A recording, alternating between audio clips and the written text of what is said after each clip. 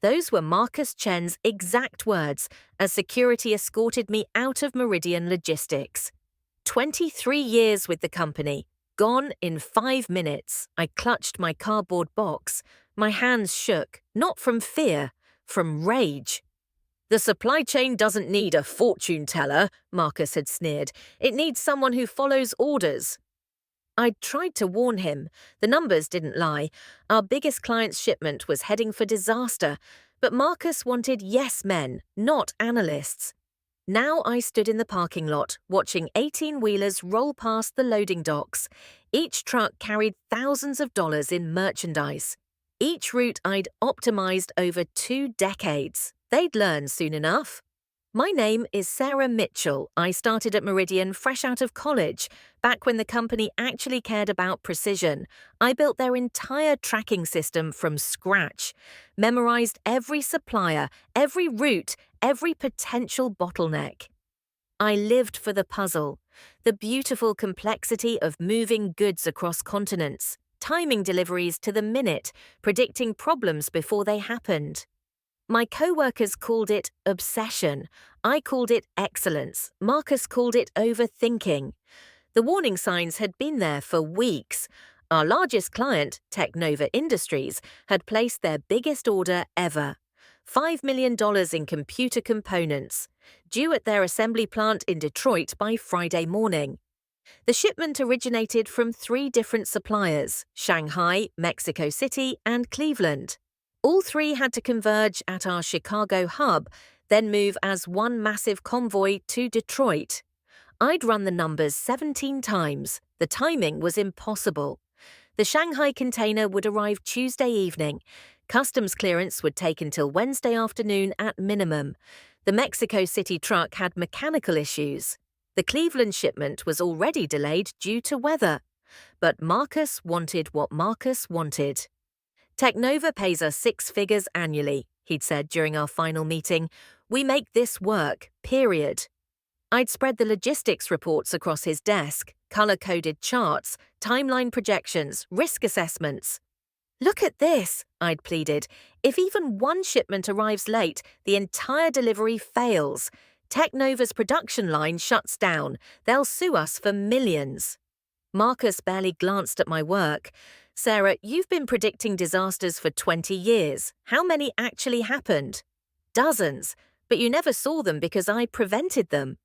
He laughed, actually laughed. That's the problem with you detail-oriented types. You create problems that don't exist. Technova's shipment will arrive on time because I'm ordering it to arrive on time. I'd stared at him. This man who'd never worked a day on the floor, who'd gotten his MBA and walked straight into management, who thought logistics was just telling people to work faster. Marcus, I'm begging you, delay the shipment by 3 days. Give us buffer time.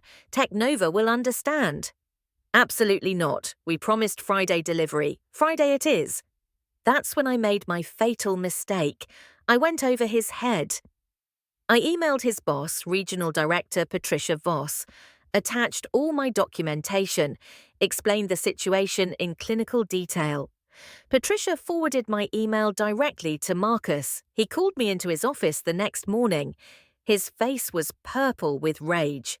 How dare you undermine me? I was trying to save the company from a catastrophic failure. You were trying to make me look incompetent. The data speaks for itself, Marcus. The data is whatever I say it is. You're fired. Just like that, 23 years erased. Security walked me to my desk. I packed my personal items while my colleagues watched in stunned silence. My assistant, Jenny, had tears in her eyes. "This is insane," she whispered. "You are the supply chain." But Marcus had made his decision. I was the problem. Remove me and everything would run smoothly. I drove home in a daze. My apartment felt impossibly quiet after the constant hum of the warehouse. I sat on my couch, staring at the wall, then my phone buzzed. Text from Jenny. "Shanghai shipment delayed 6 hours. Marcus is freaking out." I almost smiled. It was starting. The next message came 2 hours later. "Mexico truck broke down outside Kansas City. Won't make Wednesday deadline." Then, Cleveland shipment stuck in traffic jam, multi-car accident on I-80. I'd predicted all of this, every single delay, but I wasn't there to fix it anymore. Wednesday morning brought a flood of texts from various co-workers. The situation was deteriorating rapidly. Marcus called emergency meeting, blaming everyone except himself. He's screaming at drivers like it's their fault. Jenny asked if she could call you for advice.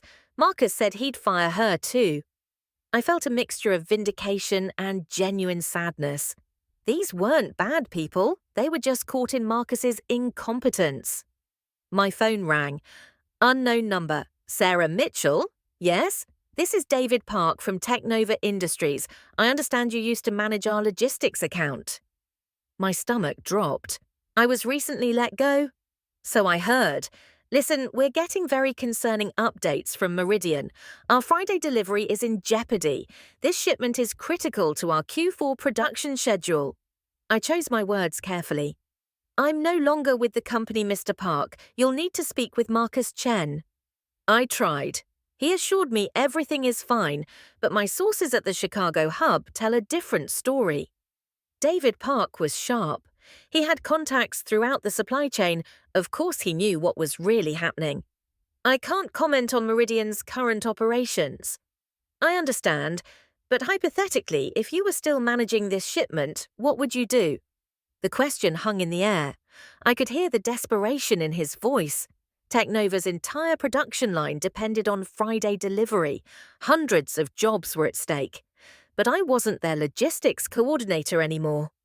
Hypothetically, I said slowly, I would have built in buffer time, staged partial shipments, had backup suppliers ready, none of which is happening. I can't confirm that. David sighed. Sarah, I've worked with you for 8 years. You've never missed a deadline. Never. What's your honest assessment? I closed my eyes. Hypothetically, the shipment will fail, probably catastrophically. How catastrophically? Best case scenario, you get your components on Monday. Worst case, some of them are damaged or lost entirely. Silence. Thank you for your honesty, David said finally. I need to make some calls. He hung up. I stared at my phone, wondering what I'd just set in motion. Thursday brought chaos. Jenny called me, crying. Sarah, it's a nightmare. The Shanghai container is stuck in customs. Marcus is screaming at officials like that will help.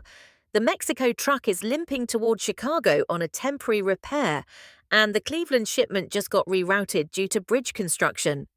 Where's Marcus now? Locked in his office. He's been on the phone with Patricia all morning. I think she's flying in from corporate. This was bad. When regional directors made emergency visits, heads rolled. Jenny, listen carefully. Document everything, every delay, every decision, every communication.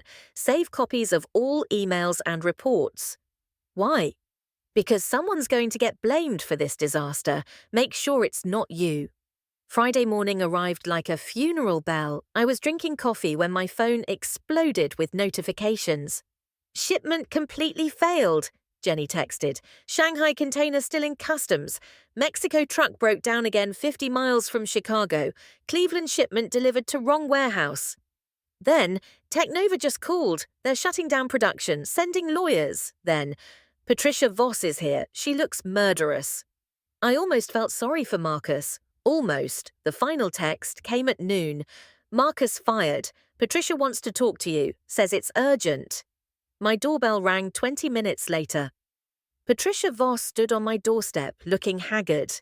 Behind her was David Park from Technova. Sarah, Patricia said, we need to talk. I invited them in. Patricia got straight to the point. The Technova shipment was a complete disaster. $5 million in components scattered across 3 states. Their production line is shut down. They're threatening to sue us for $20 million in damages. I stayed quiet. Marcus is gone, she continued, but firing him doesn't solve our immediate problem. Technova needs their components by Monday morning, or they're switching to our competitor permanently. David leaned forward. Sarah, I'll be blunt. You're the only person who can fix this. I've already talked to our other suppliers.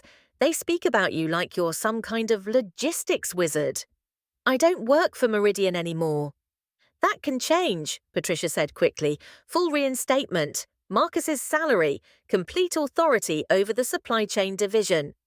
The offer hung in the air. Part of me wanted to tell them both to leave. Let Meridian burn. Let them learn the cost of dismissing expertise. But hundreds of Technova workers would lose their jobs if the company switched suppliers.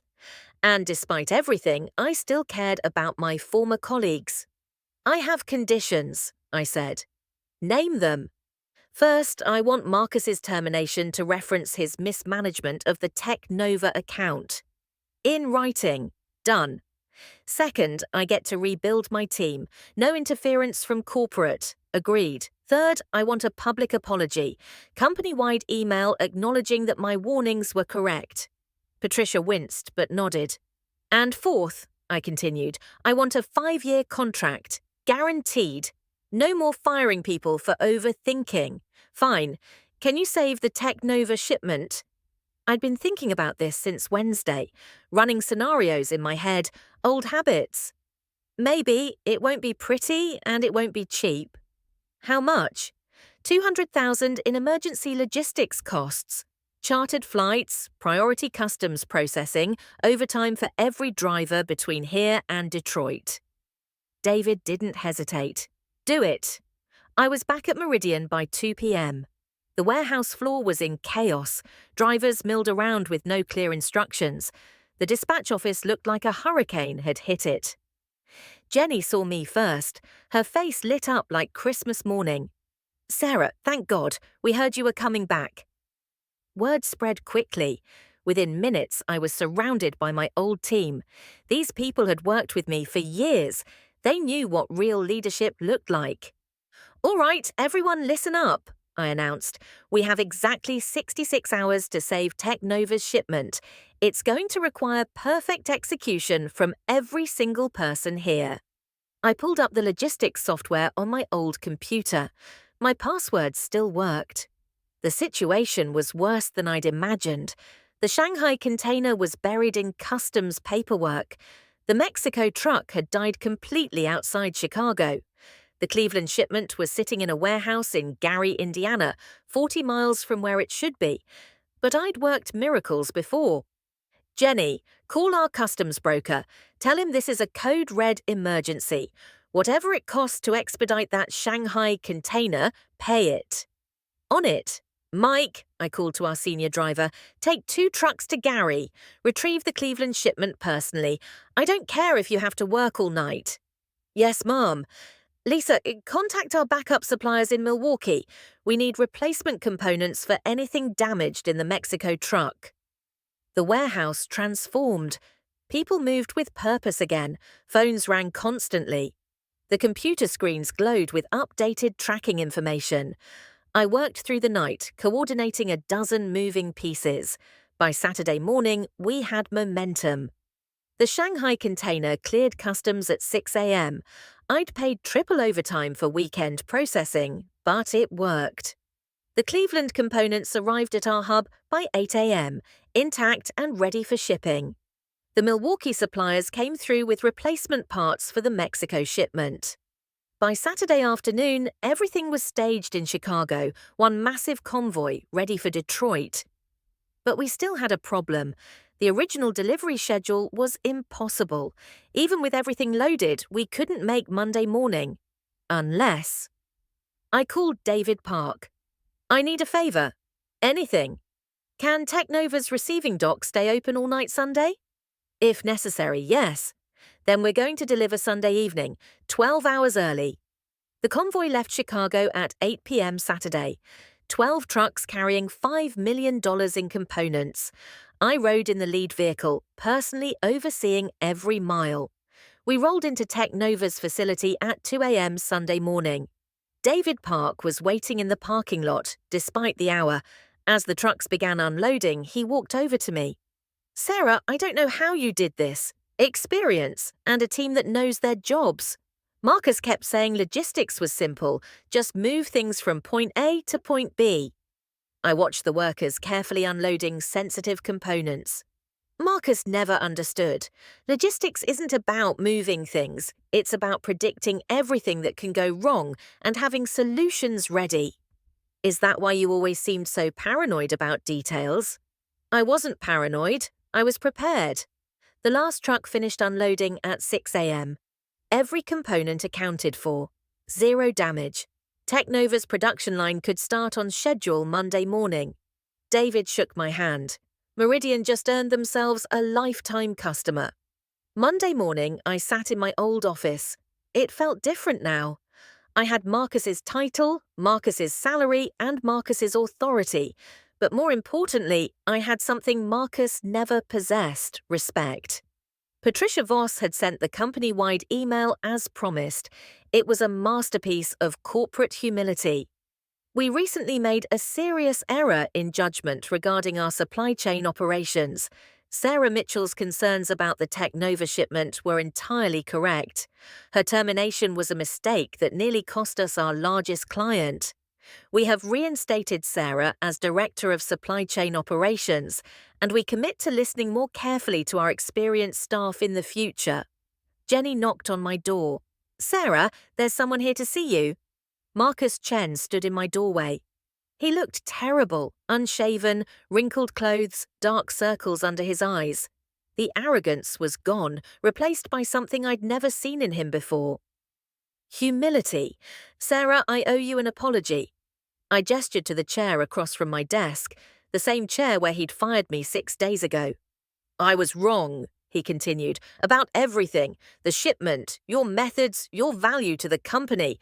I let my ego override good sense." I studied his face. The man who'd laughed at my warnings now looked broken. "Why are you here, Marcus?" "Because I wanted you to hear this directly. You were right. About all of it." I was in over my head, and instead of admitting it, I blamed you. For a moment, I almost felt sorry for him. Almost. "You didn't just fire me, Marcus. You dismissed 23 years of expertise because it threatened your authority." "I know, and I'll regret it for the rest of my career." He stood to leave, then turned back. "For what it's worth, you saved a lot of jobs. Technova, Meridian, probably dozens of suppliers. You're a better person than I am." After he left, I sat quietly for a long time. Victory felt different than I'd expected, less triumphant, more sobering. My computer chimed with a new email, another logistics challenge, another client with impossible demands and unrealistic timelines. I smiled and opened the file. This was what I lived for, the beautiful complexity of making the impossible work, the satisfaction of preventing disasters before they happened. Some people called it overthinking. I called it excellence. And now, finally, so did everyone else. 3 months later, Meridian Logistics won the industry's Excellence in Supply Chain Management Award. During my acceptance speech, I looked out at an audience of peers and competitors. "Success in logistics isn't about following orders," I said. "It's about asking the right questions, challenging assumptions, thinking 3 steps ahead of every problem." I paused, remembering Marcus's words. "Some people call that overthinking. I call it doing the job right." The applause was thunderous. Later that evening, Jenny and I celebrated at a restaurant overlooking the city. Through the windows, we could see the lights of trucks moving along the interstate, each one carrying someone's livelihood. Each route a small piece of the massive puzzle I dedicated my life to solving. "So, what's next?" Jenny asked. I watched a convoy disappear into the distance, carrying goods to destinations I'd never see, but I'd made sure they'd arrive safely, on time, intact. "Tomorrow we prevent the next disaster," I said, "and the day after that we prevent another one." "Sounds like overthinking to me." I raised my glass. "Here's to overthinking." We toasted to the future, to second chances, to the quiet satisfaction of work done right. And somewhere out there, Marcus Chen was probably telling people about the logistics director who thought too much. He still didn't understand. I didn't think too much. Everyone else thought too little.